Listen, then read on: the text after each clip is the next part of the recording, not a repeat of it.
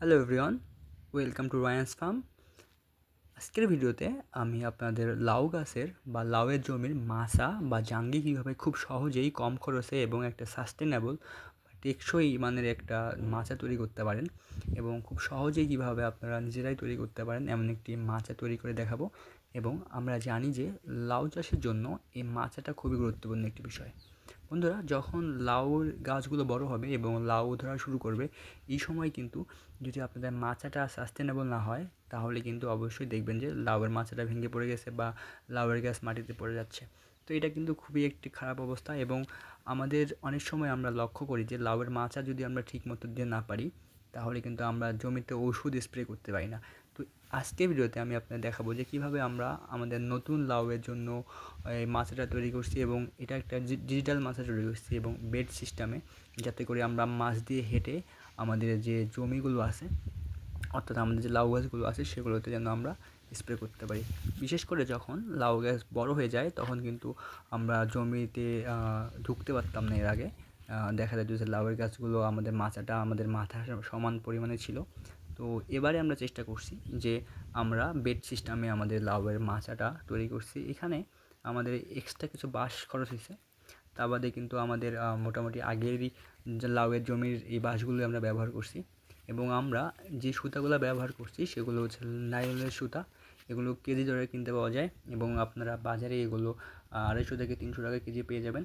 এবং আমরা যে টানাটা ব্যবহার করছি সেটা হচ্ছে তার, যেটাকে মোটা জিআই তার বলা হয়। এই মোটা জিআই তার দিয়ে আমরা টানা দিয়েছি এবং এর পাশাপাশি আমরা ব্যবহার করছি বাঁশ, যেগুলো বাঁশের খুঁটি।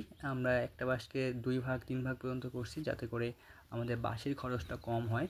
এবং আমরা এই বাঁশের সাইজগুলো বিভিন্ন সাইজের করছি, কোনোটা 4 ফুট, কোনোটা 5 ফুট, কোনোটা 6 ফুট। এবং যেটা যখন দিয়েছি 4 ফুট, এর পরেরটা 5 ফিট এবং এর পরেরটা 6 ফিট দিয়ে আমরা ছাউনি আকারে আমাদের এই মাচাটা তৈরি করছি, যাতে করে আমাদের এই যখন আমরা জমিতে ওষুধ স্প্রে করতে যাব, আমরা যদি ভিতরে ঢুকি সেখানেও যেন আমরা খুব সুন্দরভাবে আমাদের ওষুধগুলো স্প্রে করতে পারি।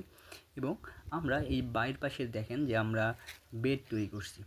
আমরা এই বেড তৈরি করার ফলে আমরা আমাদের এখানে 1 বিঘা জমির মতো আছে, এই 1 বিঘা জমিতে 3টা বেড তৈরি করেছি, যাতে করে আমরা দুই পাশে দেখেন আমাদের লাউয়ের টানাগুলো দেওয়া আছে আমাদের মাচার, এবং মাছ দিয়ে আমরা হেঁটে হেঁটে গিয়ে কিন্তু আমাদের জমির লাউ গাছগুলোতে আমরা স্প্রে করতে পারবো।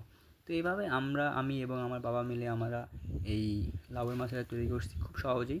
আপনারা যদি এই তার কেনা থাকে বা যদি না কেনা থাকে, তাহলে আমরা তার কিনবেন।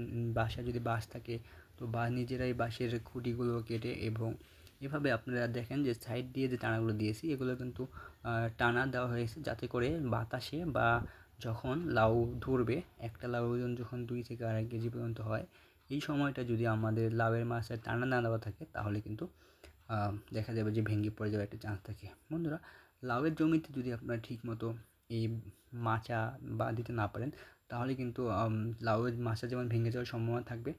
এর পাশাপাশি আমরা যদি মাচা ঠিক মতো না দিই, তাহলে কিন্তু ওষুধ স্প্রে করাটা খুব কষ্ট হয়ে যাবে।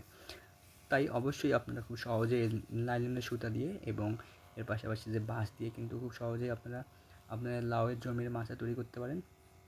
এবং অবশ্যই আপনারা মাঝে বেড তৈরি করবেন বা বেড রাখবেন, না হলে কিন্তু আপনারা জমিতে কিন্তু ঠিকমতো হাঁটতে পারবেন না।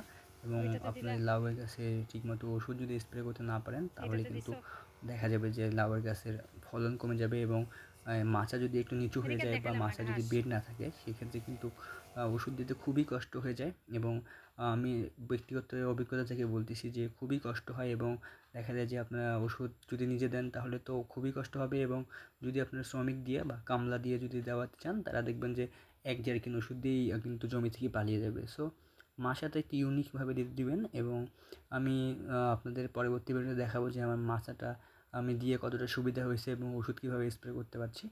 তো এই লাউ চাষ সহ যে কোনো সবজি এবং কৃষিভিত্তিক তথ্য ও পরামর্শ পাওয়ার জন্য অবশ্যই আমার চ্যানেলটি সাবস্ক্রাইব করে রাখবেন।